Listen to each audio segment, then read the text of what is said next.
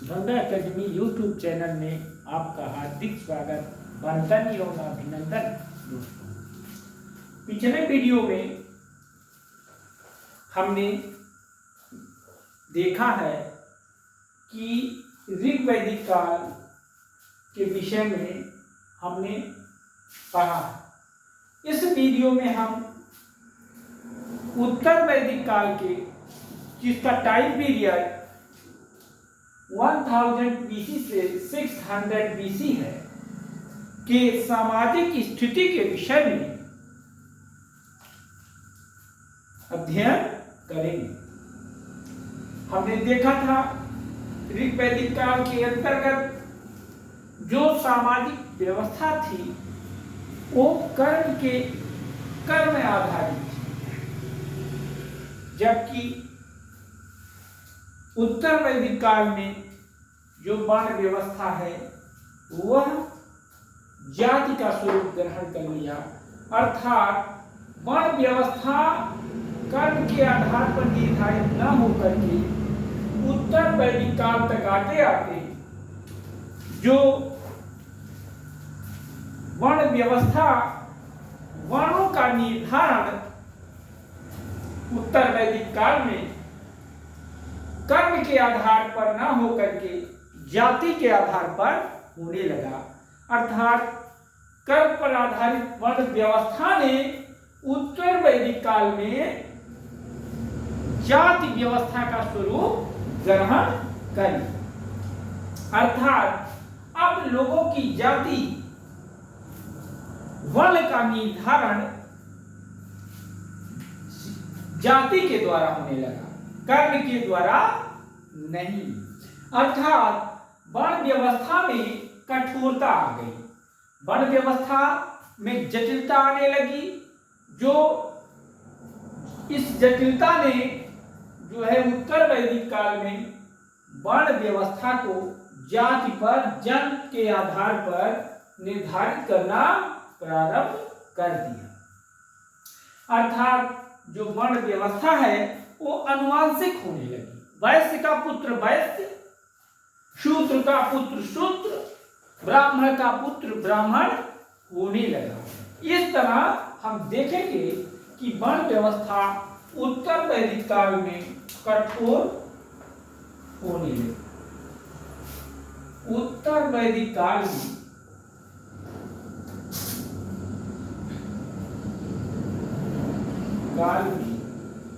वर्ण व्यवस्था में उत्तर वैदिक काल में वर्ण व्यवस्था में कठोरता आने लगी।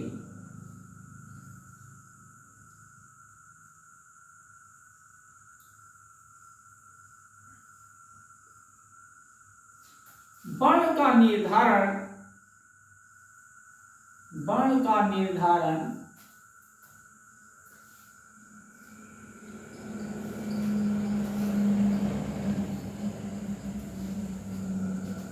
कर्म पर न होकर, वर्ण का निर्धारण कर्म पर न होकर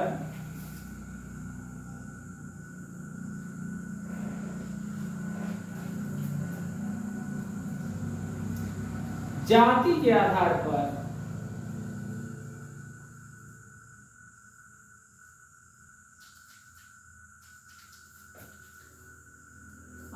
पर निर्धारित होने लगा।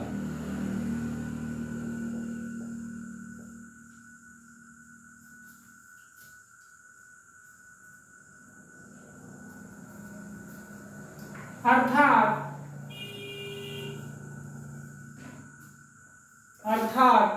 वर्ण का निर्धारण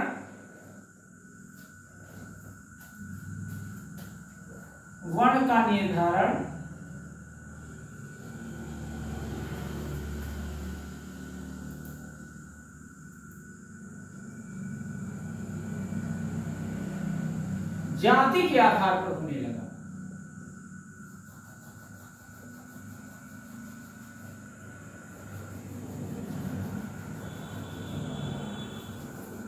आधार पर होने लगा।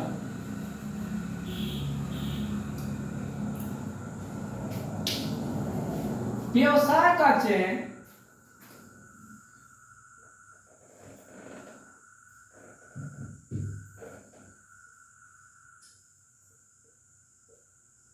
आनुवांशिक हो गया।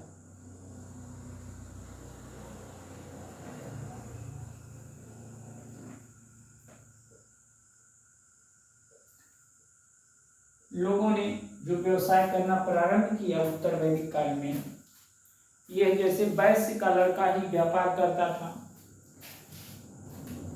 जो श्रुति ज्ञान की परंपरा को आगे बढ़ाता था, जो ब्राह्मण था, वह जो है धीरे धीरे जाति के स्वरूप में आ गया, अर्थात श्रुति ज्ञान परंपरा में एक ही वर्ग के पास रह गया, वो भी अनुवांशिक हो गया। इस काल तक आते आते समाज स्पष्ट रूप से 4 वर्गों में विभक्त हो गया। ब्राह्मण, क्षत्रिय, वैश्य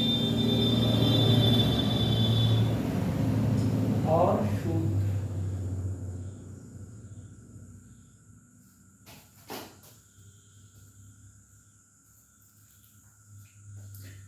और ऐतरेय ब्राह्मण ग्रंथ में इन चारों वर्णों के कर्तव्यों का वर्णन किया गया है। ऐतरेय ब्राह्मण ग्रंथ में, ऐतरेय ब्राह्मण ग्रंथ में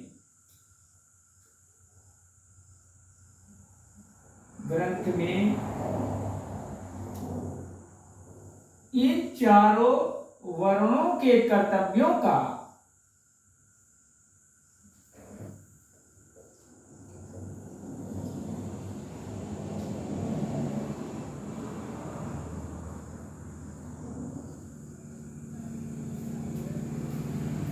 वर्णन किया गया। अर्थात उत्तर वैदिक काल में जो ऋग वैदिक काल की कर्म पर आधारित वर्ण व्यवस्था थी वह समाप्त हो गई। अब वर्ण व्यवस्था का निर्धारण जाति के द्वारा होने लगा और जाति के आधार पर ही लोगों द्वारा व्यवसाय का चयन किया जाने लगा। ऐतरेय ब्राह्मण ग्रंथ में 4 वर्णों के जो कर्तव्य हैं उसका वर्णन किया गया।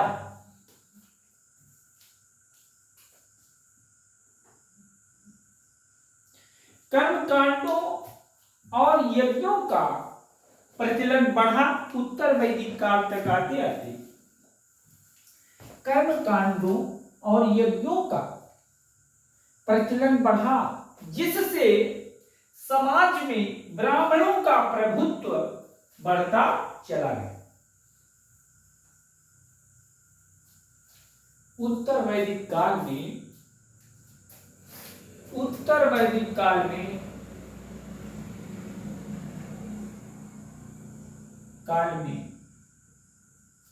यज्ञों और कर्मकांडों का प्रचलन बढ़ा।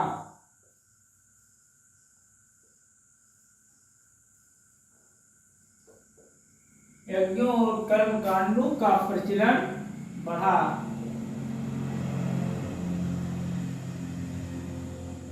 जिससे समाज में ब्राह्मणों का प्रभुत्व बढ़ा, जिससे समाज में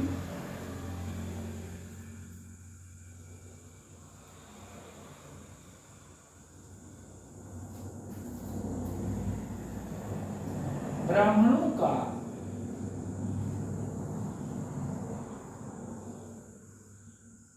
प्रभुत्व बढ़ा। उत्तर वैदिक काल में चूंकि यज्ञों और कर्मकांडों का जो प्रचलन था वह अपनी चरम बिंदु पर था, इसलिए समाज में जो यज्ञ और कर्मकांड कराने वाला वर्ण ब्राह्मण था, वह उसका प्रभुत्व समाज में बढ़ता चला गया, जिससे समाज में जो ब्राह्मण वर्ग के शक्ति में वृद्धि हुई। ब्राह्मण वर्ग के शक्ति में वृद्धि हुई।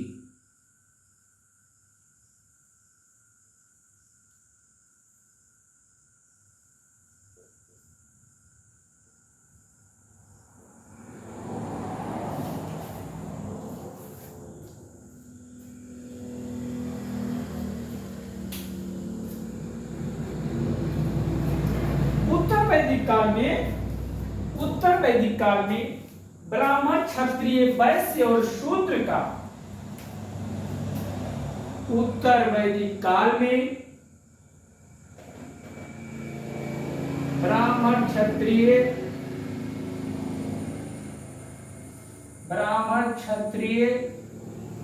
और वैश्य का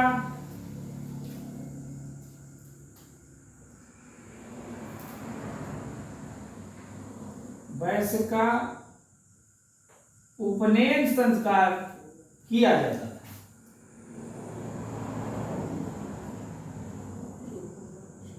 उपनयन संस्कार किया जाता था।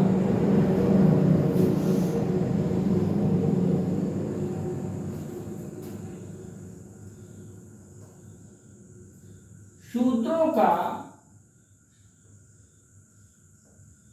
उपनयन संस्कार नहीं होता था।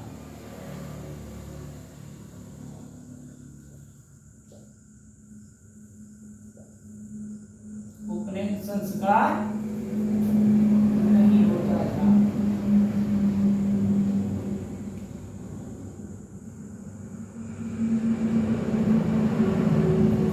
इनका ब्राह्मण, क्षत्रिय और वैश्य को उपनयन संस्कार होता था, जबकि शूद्रों का उत्तर वैदिक काल में उपनयन संस्कार नहीं किया जाता था। और समाज में ब्राह्मण, क्षत्रिय और वैश्य को ब्राह्मण, क्षत्रिय और वैश्य को,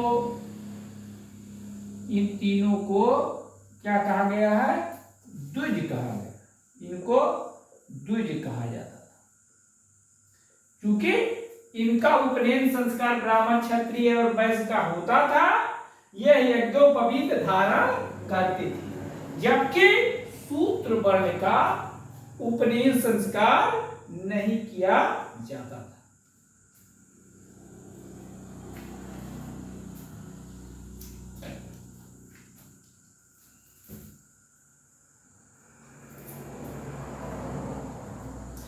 शतपथ ब्राह्मण ग्रंथ में विभिन्न वर्णों के अंत्येष्टि संस्कार के लिए अलग अलग तीनों का उल्लेख किया गया है।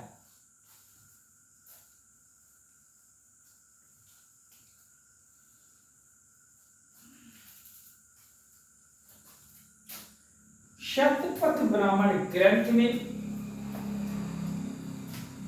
शतपथ ब्राह्मण ग्रंथ में शतपथ ब्राह्मण ग्रंथ में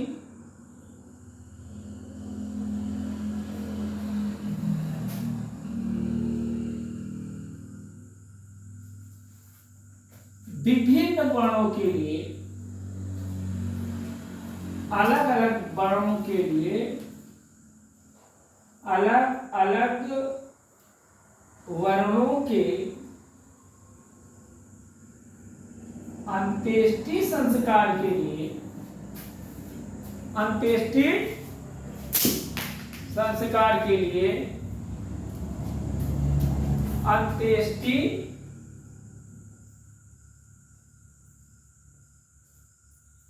अंत्येष्टि संस्कार के लिए संस्कार के लिए अलग अलग तीलों का वर्णन, अलग अलग तीलों का उल्लेख किया गया है।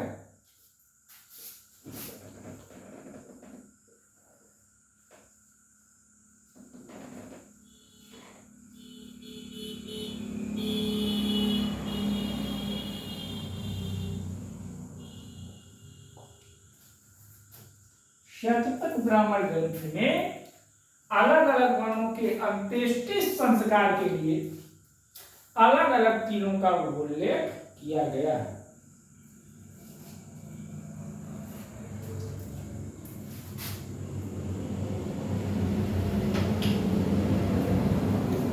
ब्राह्मण और क्षत्रिय कर केवल टैक्सेशन, बर्डन ऑफ टैक्सेशन, हमने पिछले कक्षा में भी बताया था, पिछले सेशन में हमने बताया था आपको, कर वैश्य वर्ण द्वारा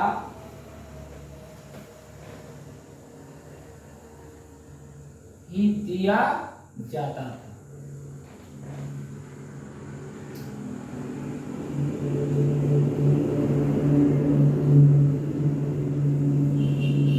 ब्राह्मण और क्षत्रिय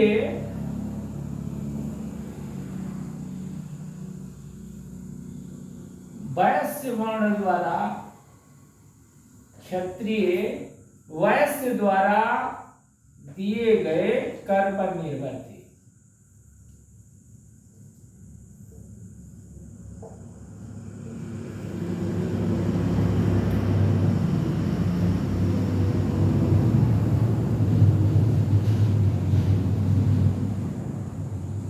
ब्राह्मण और क्षत्रिय जो थे वो वैश्य द्वारा दिए जाने वाले कर पर निर्भर थे।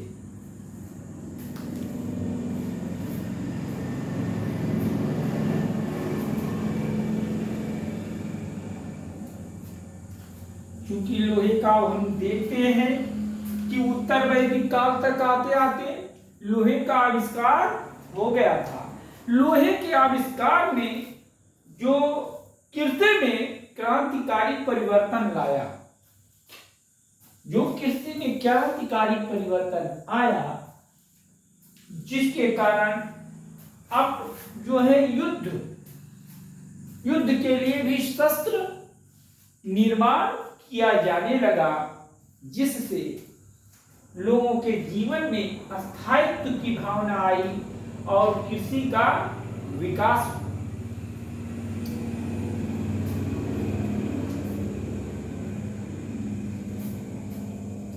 और धीरे धीरे लोहे के आविष्कार के कारण समाज में एक नए प्रभु शक्तिशाली वर्ग का उदय हुआ, जो क्षत्रिय कहा गया।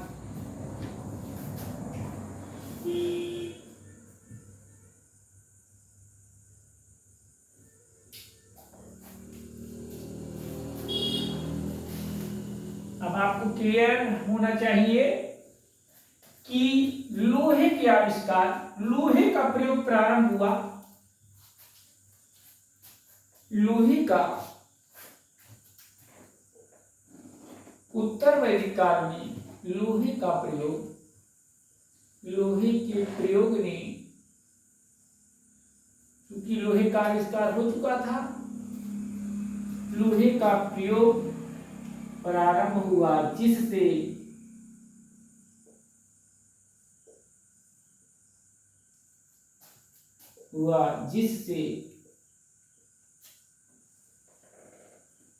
कृषि का विकास हुआ,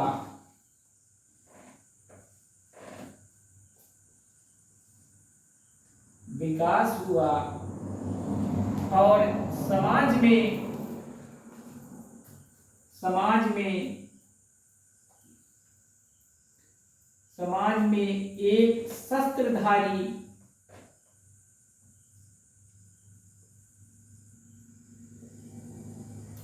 क्षत्रिय वर्ग का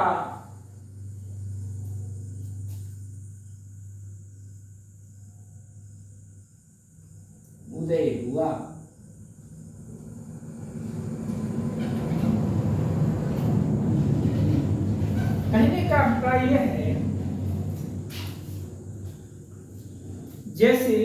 जब लोहे का आविष्कार हो गया उत्तर वैदिक काल में, तो हल का प्रयोग, लोहे के हल का प्रयोग किया जाने लगा। तो जुताई, कटाई, मड़ाई जैसे जो कृषि क्रियाएं थी उसमें सुलभता आई, और लोहे की कठोरता के कारण उस शस्त्र निर्माण में भी लौह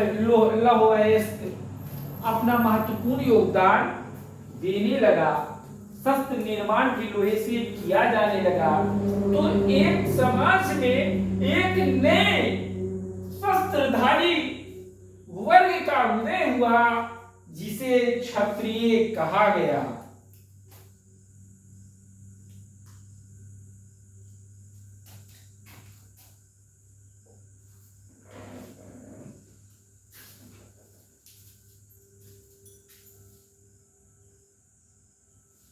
और इस लोहे के आविष्कार के कारण क्षत्रियों का प्रभुत्व भी बढ़ा।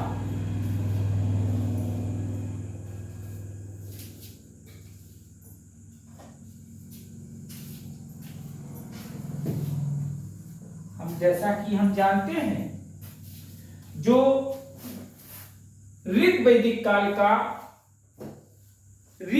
काल में जो राजा होता था, राजन, जो जन का मुखिया होता था उसे राजन कहा जाता था।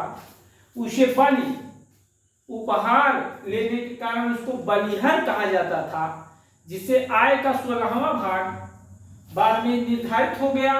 जो बलिहर राजा को कहा जाता था। बलि कर था, लेकिन वह अनिवार्य नहीं, एक स्वैच्छिक कर था। जब उत्तर वैदिक काल में वह जो स्वैच्छिक कर न होकर के अनिवार्य कर हो गया। तो इस तरीके से हम देखते हैं कि जो क्षत्रियों का प्रभुत्व है उत्तर वैदिक काल में बढ़ा। कबीलाई मुखिया ना हो करके बहुत सारे जन मिल करके बहुत सारे कबीलों ने मिलकर के, जनों ने मिलकर के जनपद का निर्माण किया, और जिसे राजा कहा जाने लगा। विभिन्न दिशाओं के राजाओं की चर्चा पिछले वीडियो में हमने आपको किया है।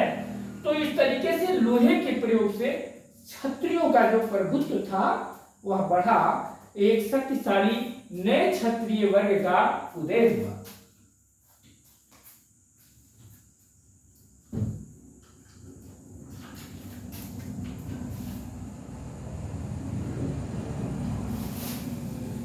नए क्षत्रियों का प्रभुत्व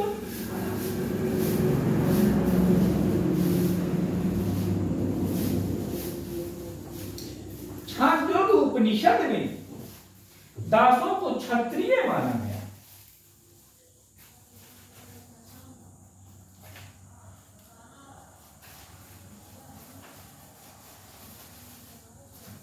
छांदोग्य उपनिषद में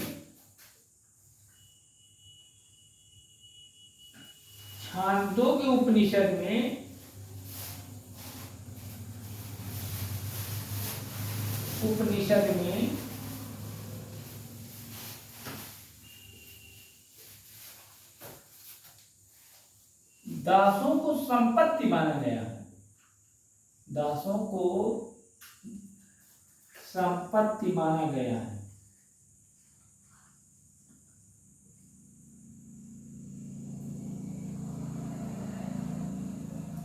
दासों को किसमें काम किया जाता था?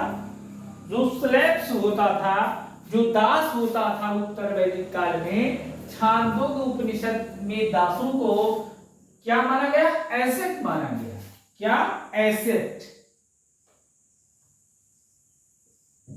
एसेट माना गया। स्लेव्स को क्या माना गया? एसेट माना गया, संपत्ति माना गया।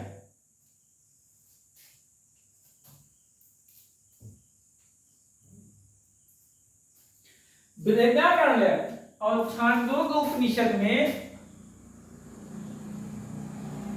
बृहदारण्यक उपनिषद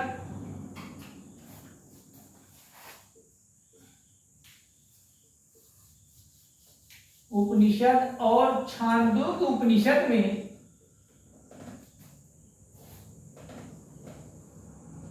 छांदोग्य उपनिषद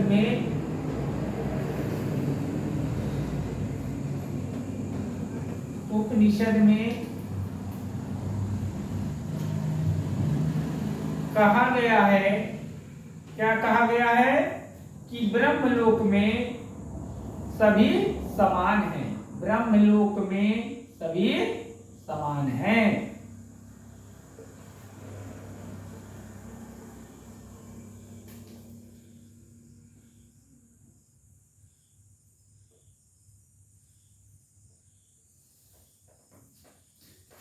बृहदारण्यक उपनिषद और छांदोग्य उपनिषद में कहा गया है कि ब्रह्मलोक में सभी समान हैं।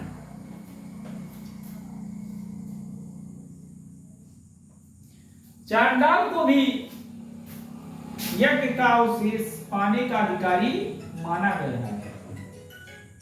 चांडाल को भी यज्ञ का अवशेष पाने का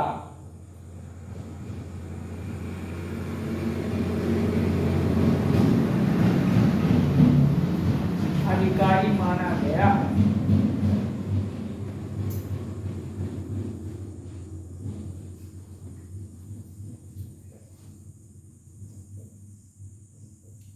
बृहदारण्यक उपनिषद और छांदोग्य उपनिषद में कहा गया है कि ब्रह्मलोक में सभी समान हैं। चांडाल को भी यज्ञ का अवशेष पाने का अधिकारी बृहदारण्यक उपनिषद और छांदोग्य उपनिषद में माना गया।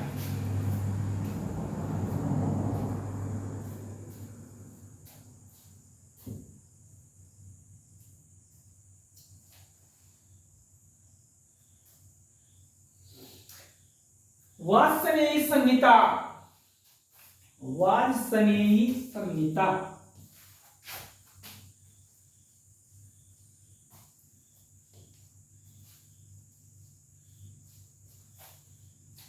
वाजसनेयी संहिता, वाजसनेयी संहिता और वाजसनेयी संहिता और के पुरुष मेध सूक्त में, के पुरुष मेध सूक्त में, पुरुष मेध सूक्त में चांडाल का उल्लेख किया गया। वाजसनेयी संहिता के पुरुष मेध सूक्त में चांडाल का उल्लेख किया गया है।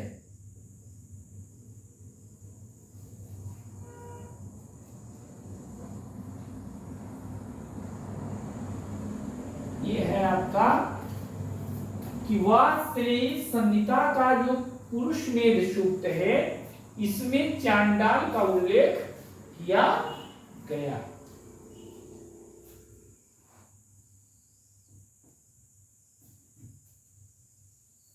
म्लेच्छ की अवधारणा सर्वप्रथम उत्तर वैदिक काल में आई। म्लेच्छ की अवधारणा, म्लेच्छ की अवधारणा कब आई थी? उत्तर वैदिक काल में आया।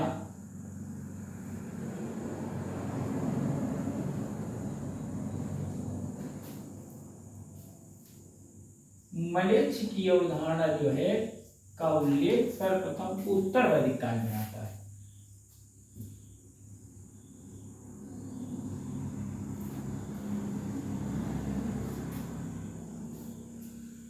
सर्वप्रथम गौत्र शब्द का उल्लेख ऋग्वेद में किया गया, लेकिन यह गौत्र उत्तर वैदिक काल में गौत्र प्रथा का रूप ले लिया।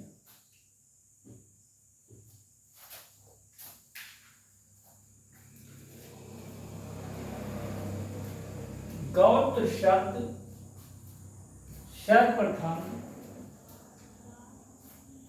ऋग्वेद में आया है। गौत्र शब्द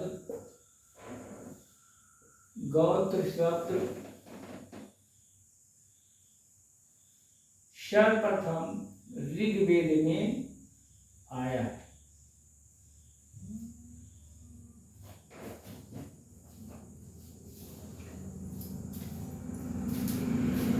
गौत्र शब्द सर्वप्रथम कहाँ आया? ऋग्वेद में आया है। लेकिन गौत्र प्रथा उत्तर वैदिक काल में, लेकिन गौत्र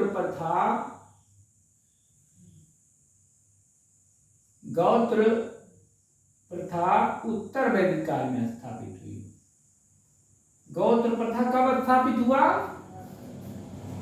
उत्तर वैदिक काल में स्थापित हुआ। जो उत्तर वैदिक काल है इसमें गौत्र प्रथा स्थापित हुई। लेकिन ध्यान दीजिएगा बच्चों, गौत्र शब्द का उल्लेख तो कहाँ किया गया है? तो उसका गौत्र शब्द का सर्वप्रथम उल्लेख कहाँ हुआ है? तो उसका उत्तर होगा ऋग्वेद। लेकिन यदि पूछता है कि गौत्र प्रथा कब स्थापित हुई, तो उत्तर वैदिक काल में ये प्रथा थी, ये शब्द था। तो शब्द जो है ऋग्वेद में आया है। लेकिन जो गौत्र प्रथा स्थापित हुई वो उत्तर वैदिक काल में स्थापित।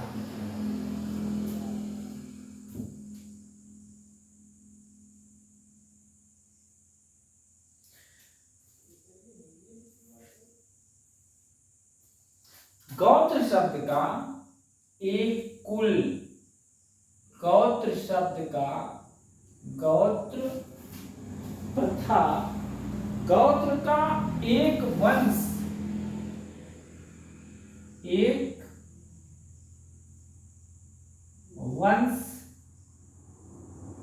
जाति, गौत्र का एक वंश, जाति एवं कुल के रूप में, वंश, जाति और कुल के रूप में उल्लेख ऋग्वेद में किया गया। अथर्ववेद में किया गया। इसका उल्लेख जो है सर्वप्रथम गौत्र का एक वंश के रूप में, एक जाति के रूप में, एक कुल के रूप में जो उल्लेख किया गया है वह आपका अथर्ववेद में किया गया है। अथर्ववेद की रचना अथर्वा ऋषि ने किया।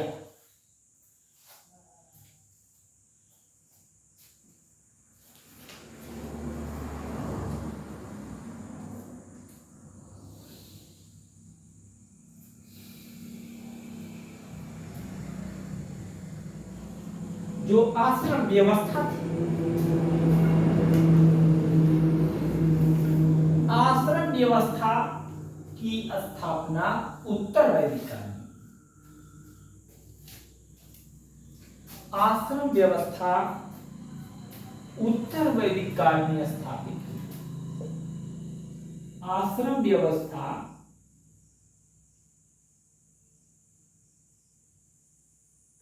आश्रम व्यवस्था उत्तर वैदिक काल में स्थापित हुई।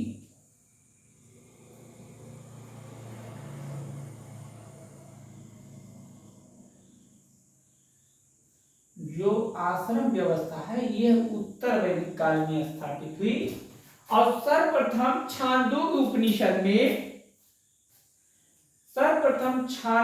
उपनिषद में 3 आश्रमों की जानकारी मिलती है। छांदोग्य उपनिषद में 3 आश्रमों,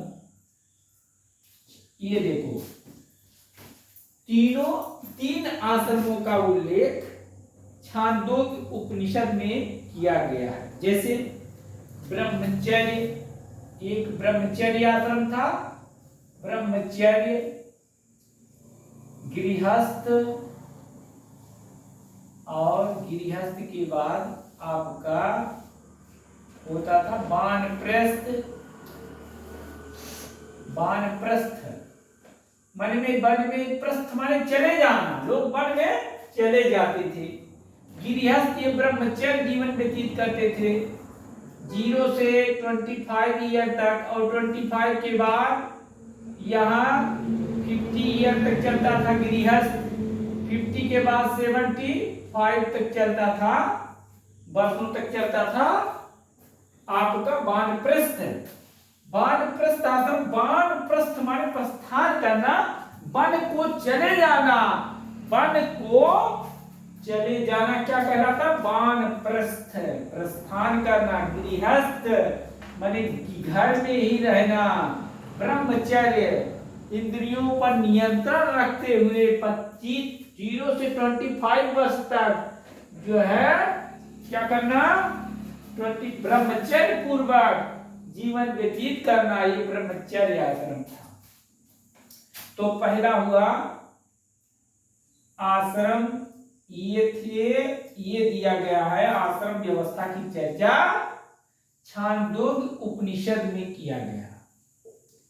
छांदोग्य उपनिषद सर्वप्रथम छांदोग्य उपनिषद में आश्रम व्यवस्था की चर्चा की गई है, और इसमें केवल 3 आश्रम का उल्लेख किया गया। 3 आश्रम का उल्लेख,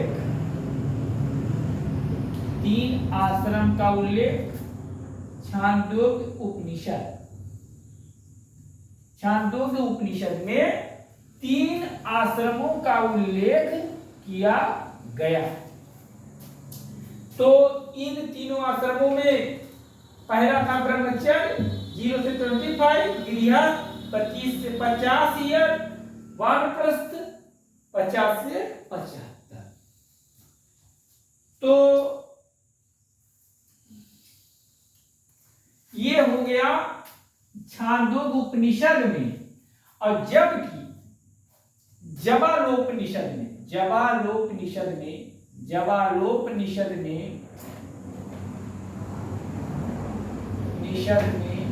सर्वप्रथम, पूछता है क्वेश्चन इंपॉर्टेंट है, सर्वप्रथम चारों आश्रमों का वर्णन किया गया है। आश्रमों का वर्णन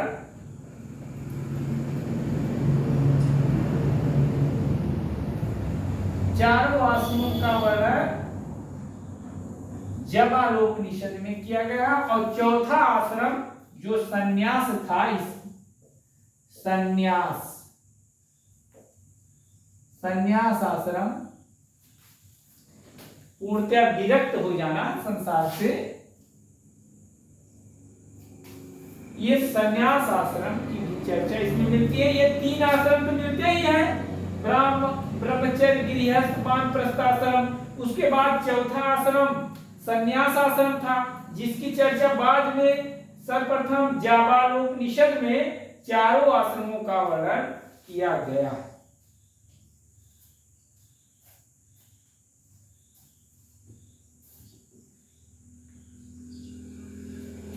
अब आप लोग देख लीजिए स्त्रियों की दशा, स्त्रियों की स्थिति क्या थी।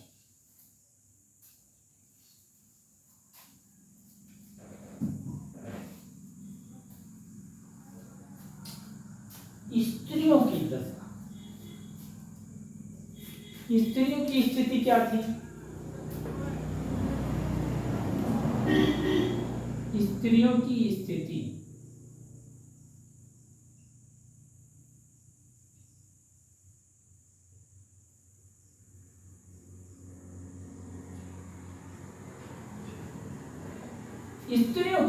क्या थी? स्त्रियों की स्थिति की चर्चा के अनुक्रम में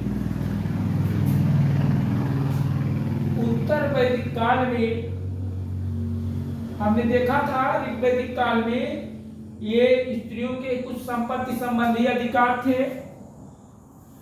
संपत्ति संबंधी अधिकार के साथ साथ यज्ञोपवीत भी धारण करती थी। उपनयन संस्कार स्त्रियों का किया जाता था ऋग वैदिक काल में, जबकि उत्तर वैदिक काल में स्त्रियों का उपनयन संस्कार नहीं किया जाता। इनकी स्थिति में गिरावट आई। सभा और समिति में स्त्रियां भाग लेती थीं ऋग वैदिक काल में, लेकिन उत्तर वैदिक काल में सभा और समिति में स्त्रियां भाग नहीं ले सकती।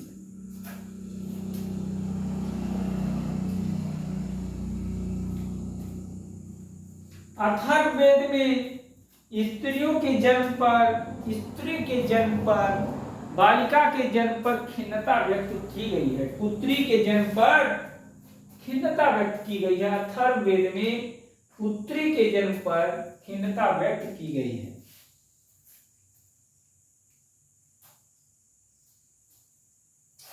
उत्तर वैदिक काल में स्त्रियों को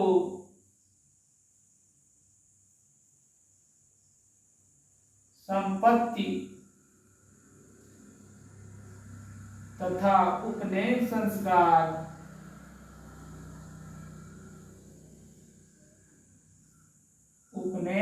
संस्कार से वंचित कर दिया गया।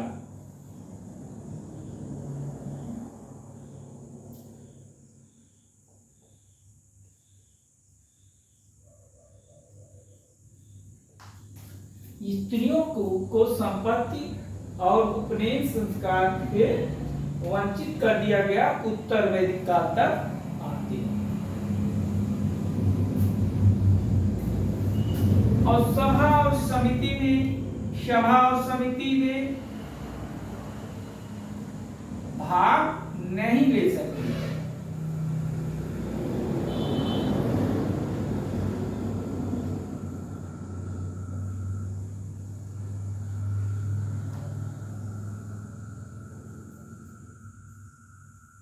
जबकि हमने देखा था कि स्त्रियों का जो अधिकार था ऋग वैदिक काल में, स्त्रियों का उपनयन संस्कार होता था, लेकिन उत्तर वैदिक काल में स्त्रियों को संपत्ति तथा उपनयन संस्कार के अधिकार से वंचित कर दिया गया।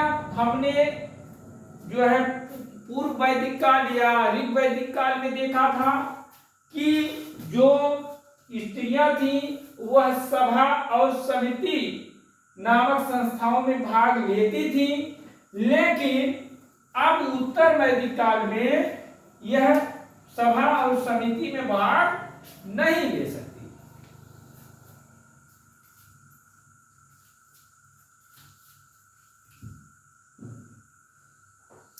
अथर्ववेद में पुत्री के जन्म पर खिन्नता व्यक्त की गई है। अथर्ववेद में पुत्री के जन्म पर दुख व्यक्त किया गया है। दुख व्यक्त किया गया है।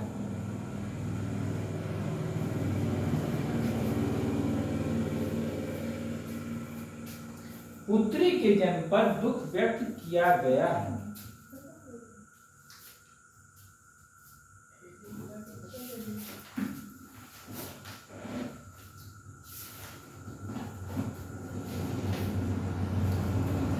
व्यक्त किया गया। आश्वलायन त्रिसूत्र में ऐतरेय ब्राह्मण में पुत्री को कृपण कहा गया। ऐतरेय ब्राह्मण में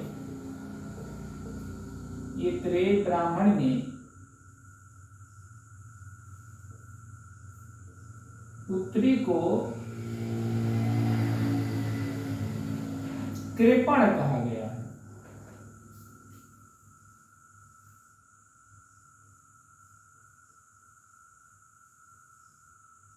कृपण कृपण कहा गया है पुत्री को ऐत्रेय ब्राह्मण ग्रंथ।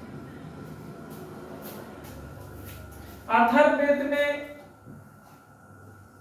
पुत्री के जन्म पर दुख व्यक्त किया गया। ऐत्रेय ब्राह्मण में पुत्री को कृपण कहा गया।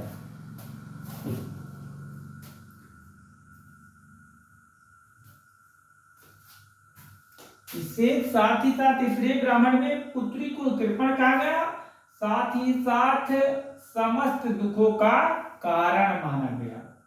समस्त दुखों का कारण।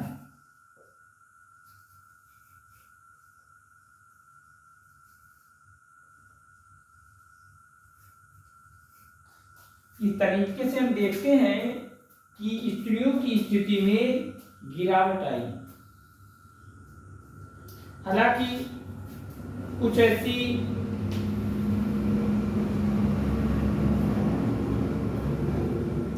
आश्वायन गृह सूत्र में स्त्रियों के समावर्तन संस्कार का उल्लेख है।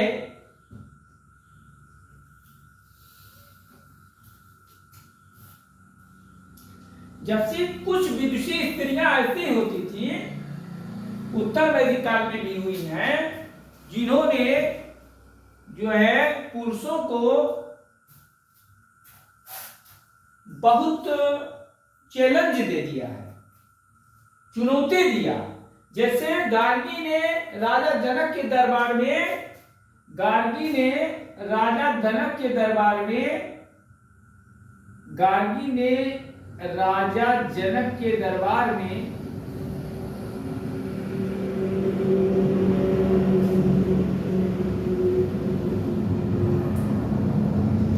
याज्ञवल्क्य को चुनौती दी, चुनौती दिया।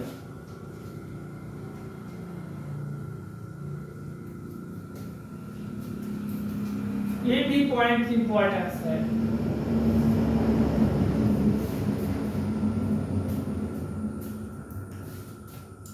सतपथ ब्राह्मण में अनेक विदुषी कन्याओं का उल्लेख है, जैसे गार्गी, घोका, घोषा, पाला और शिकता।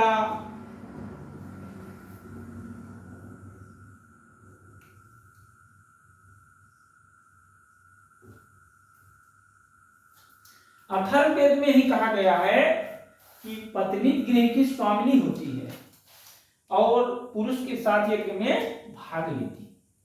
पत्नी गृह की स्वामिनी होती है, कि गृह की स्वामिनी होती है,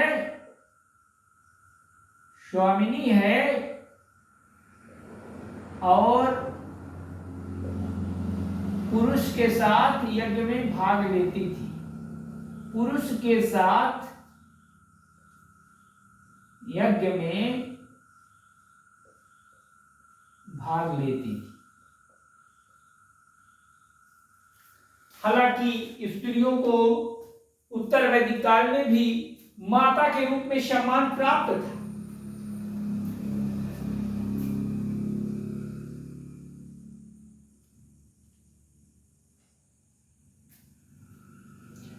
अथर्ववेद में ही कन्याओं के ब्रह्मचर्य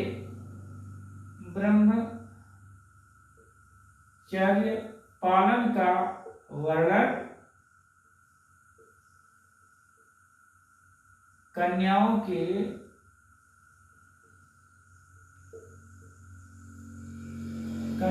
के ब्रह्मचर्य पालन का वर्णन अथर्ववेद में ही किया गया है। अथर्ववेद में ही किया गया।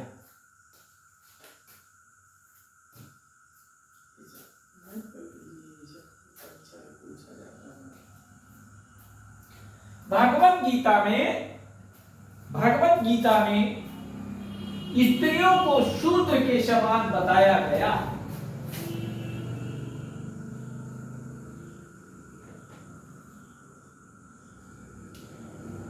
गीता में स्त्रियों को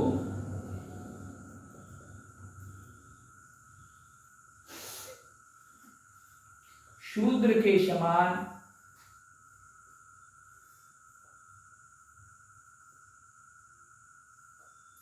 बताया गया।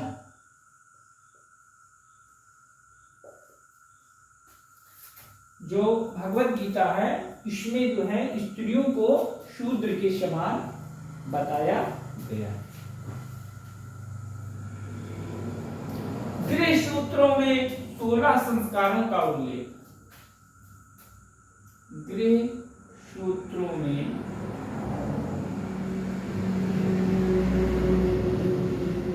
16 संस्कारों का उल्लेख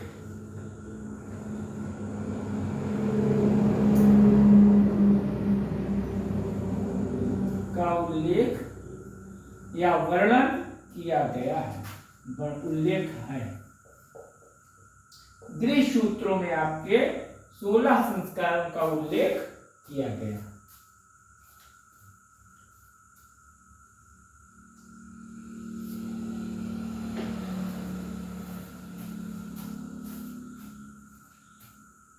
इसी के साथ आज का सेशन हमारा समाप्त होता है। आप सभी से विनम्र भाव से, सप्रेम भाव से निवेदन है कि आप सभी गंगा एकेडमी चैनल को सब्सक्राइब कीजिए, शेयर कीजिए, लाइक कीजिए, कमेंट कीजिए। इसी के साथ हम अपने सेशन को विराम देते हैं। जय हिंद, जय भारत।